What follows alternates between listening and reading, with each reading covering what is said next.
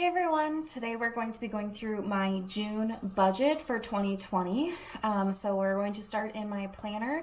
This is where I have all of my bills laid out in a calendar view. So I've already done that, but I just kind of wanted to talk through it. So this is the Golden Coil Planner. I created this myself. You get to pick out all the layouts. So one of the things is I have a normal calendar sheet on this side, and then I decided to get two more sheets, or I guess like one full page of a blank calendar for me to fill in. So that's what I use for my finances. So over here, couple of notes. You'll see here in orange I have the allowance. If you haven't seen one of my budget videos before, every Friday I give myself an allowance, and for me those categories are grocery, gas, and spending. And the reason I do this is because I budget those amounts monthly. However, I'm only paid once a month, so I just have that money. And if I don't break it into weekly allowances, I will just spend it all like within the first week and a half. And then the rest of the month is like scraping by. So I figured this out quite a while ago that is the system that works for me. So this month, my allowances on grocery will be $100 a week. Gas is $20 a week, and spending is $50 a week. That's kind of my catch-all other category. So I do have allowance marked for every Friday so that I transfer that into my checking account. I have two checking accounts. One is where everything else lives, and then the other one where I transfer this to is the one that's linked to my debit card. So that's the one I actually use, and only this money goes in there, so I can't overspend. But everything in purple is a bill, so I get hit pretty hard on the first of the month. My mortgage, HOA, phone, and then I also invest into Acorns every first of the month.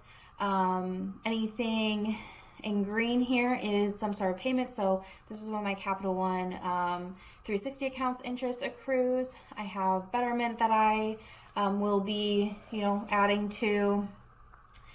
Here's my power bill, and then I did add my minimum payments for my credit card. So my Amex is $66.66 and my Cap One is $50. I do overpay on those every month. That's something that I will do by the first of the month, but I decided it would be nice to kind of see what those minimum payments are and just have them on the calendar.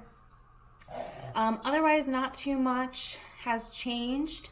My Prime here, this is for Amazon Prime. Since we are staying safe at home and everything, I have decided to get Amazon Prime just to increase the amount of entertainment options we have for like videos and movies and stuff like that. So I did mark it in orange. That will come out of my spending money. That is not a normal subscription I have. Here in pink, I have a birthday and then also Father's Day, so I will need to get cards for those things, and that comes out of my gifts fund.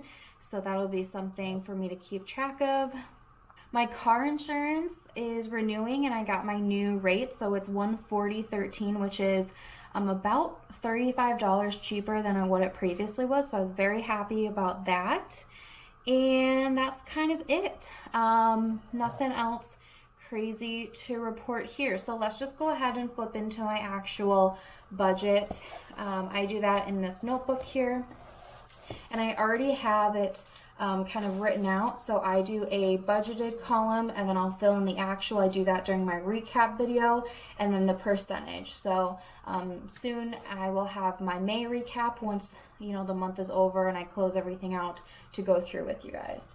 But let's just fill out the budgeted side for June. So the budgeted income I'm working off of is $3,570.49. This is my salaried position. This is my full, paycheck. Like I said, I get paid one time a month. I'm paid on the last business day of the month. So I will get this money on the last business day of May, and then it will be used all in June. So I already have all of the money I need for the month.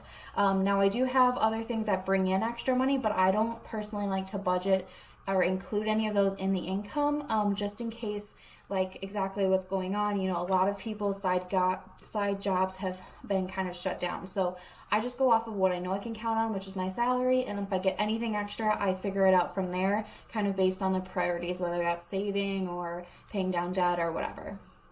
So this first section here is for expenses, but I guess I should highlight this in green. That is money I need to allocate. I am a zero-based budgeter, so every cent of this will be allocated somewhere. So this first section, expenses, are pretty much the same. So my mortgage is $969.67. My HOA is $224.51. I live in a townhouse, so I pay that monthly. You'll see here that I don't have like internet or snow removal or lawn care. That's all included in my HOA. And then I have my insurance. My total will be $186.90, which previously it was like $217, so I'm very happy with that.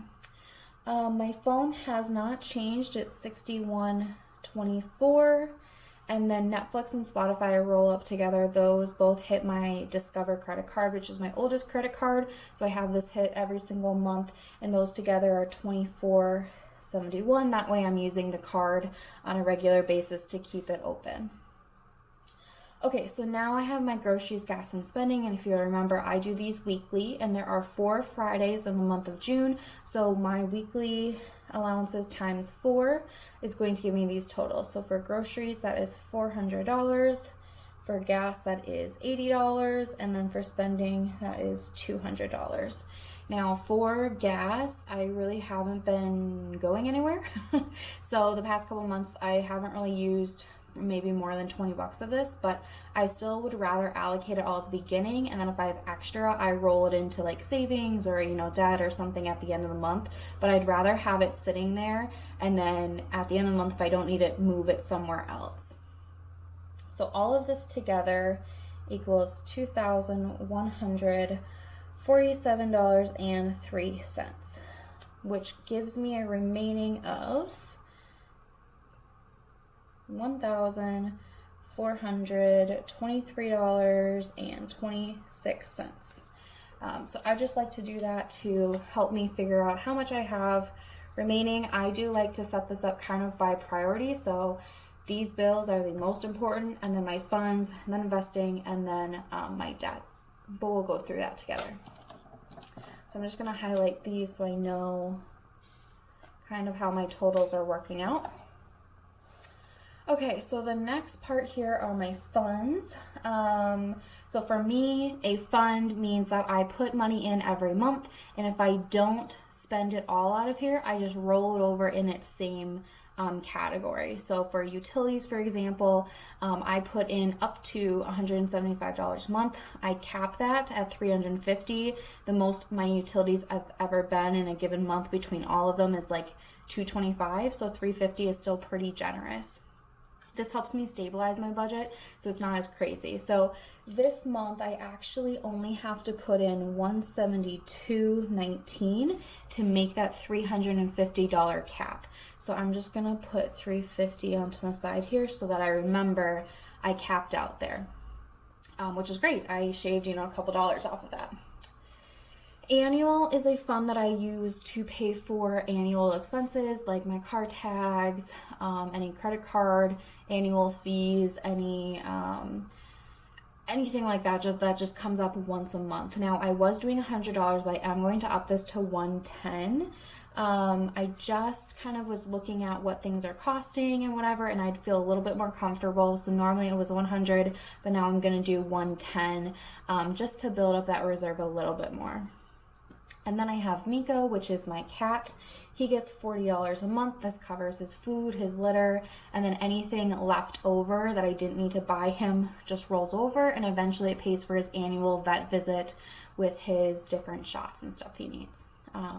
But usually I can go like 2 months between needing food or litter because I buy the big size. So I just have the one pet, so it lasts him, a decent amount of time. The next one is incidentals. I normally do $50, but I'm gonna raise this to $100. I did need to buy some more sunscreen and bug spray now that it's summer. I am up at the lake. I've been here since, I've gone into quarantine, so I think we're on day like 75 or something like that. So we definitely needed sunscreen and bug spray and like those summer type things. And I prefer to just buy a bunch of them, but that's something that I wanted to boost this a little bit to be able to just get that done with. So that is going up a little bit this month. The next one is vacation. I'm going to do $100 again. Normally I do about $300 a month to build this, but I just don't know what's going on. I have a couple of weddings this summer that I don't know if they're gonna actually happen or not. And normally I'm not at the lake full time, so then I budget, to be able to come up to the lake and do stuff, but I'm already here, so I don't need extra gas money or extra whatever. So I'm just going to do 100 for now. That is going to be one that I just kind of play it by ear and, take it month by month. Beauty gets $70. This covers, any shampoo, makeup, skincare, stuff like that. Gifts gets $50. Again, that covers birthdays, Mother's Day, Father's Day, anything like that I would want to send a card to or get a gift for. And then the last one is home, and that is $30. That's, light bulbs, batteries, whatever I need. And then the last one here is my emergency fund. So I am working on paying a debt, but I did kind of pause that for a little bit there so that I could build up 1 month of expenses for my emergency fund, because my emergency fund was too low, and this whole experience has made me realize I kind of want the minimum that I have at least be 1 month. But this is a goal. I'm at 1 month. Obviously, a lot of people's goals are 3 to 6 months. My ultimate dream goal, and I did a whole video on emergency funds, is I would love one day to have a whole year worth of expenses, but I'm at 1 month. So I just got to start building it. And for me, I'd rather just slowly build this even while paying off debt.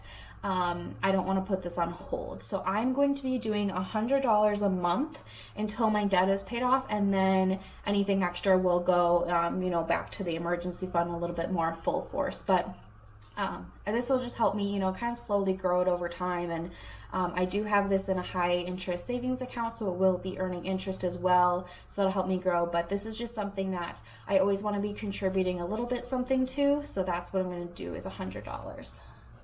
So all of this added together is $772.19, which is going to leave me with $651.27.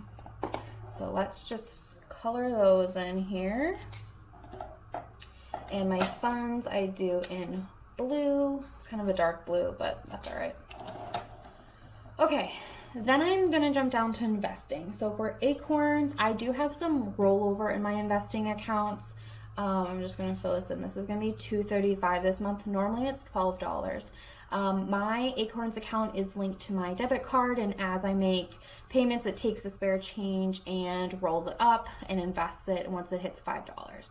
So normally I had been hitting that $5 threshold about once a month. I did not hit that this last month, so I have some extra money in the kind of pool that I set aside. So I only need $2.35 in order to meet my $12 threshold with Acorns. So that's what I'm going to do. For Betterment, I am going to be doing $55 this month. So how this breaks down is I normally do $10 for my normal just automated investment, and then $45 because I am doing an annual savings challenge. So this is the letters savings challenge that I'm doing each month. I set like a little word. I did the shorthand of the months, and then I just add up what each letter is valued at. So for June, I have JUN, which is 10, 21, and 14, which gives me $45. So I have 45 plus the 10 I normally do, which gives me 55 here. That's just a challenge that I'm doing this year to help myself, just put a little bit more into those accounts. So that equals $57.35, which is going to leave me with $593.92. So let's get that colored in.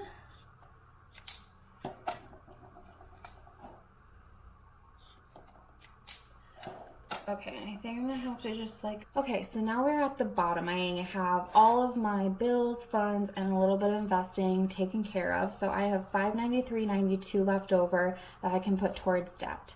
So what I like to do is I'm gonna start with American Express. I put $100 a month onto that card. That is not my number one priority card, but it's more than the minimum payment just because my interest on that is like 2/3 of the minimum payment, so I just want to make sure that I'm making a little bit of a dent in it. So there's that. Next is Discover cards. So this was at 0 and I did rack up a little bit of a balance. Amazon Prime is connected to this card, which is not okay, so I did cancel that, or at least take my card out. I mean, a lot of the purchases I made off of Amazon were needed, and then some of these were maybe a little bit extra. So anyway, this is something that I will pay back down. That is the full balance I have on it, so it'll go back to 0. And then my Capital One will get the remaining, which is $135.19.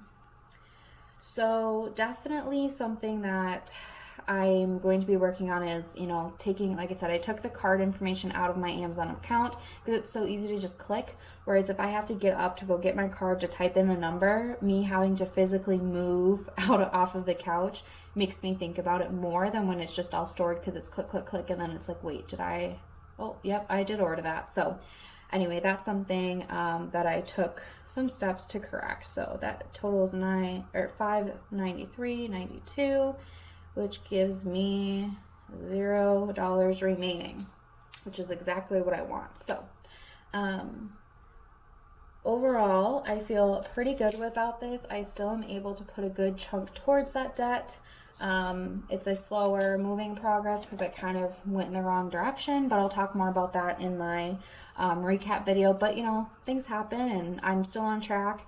I am getting myself back into gear, and I took the steps I needed to quit online shopping like that. So anyway, this is my entire budget. Let me know if you have any questions down below. I hope you guys enjoyed this, and I'm going to try to stay as close to this as possible. The areas I definitely want to watch are that spending, the $200 staying within there, and then also my groceries. My groceries have been creeping up, and I think it's partly because I'm not really planning out our meals.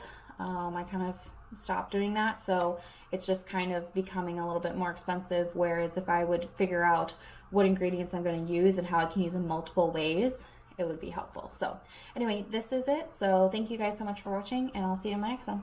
Bye.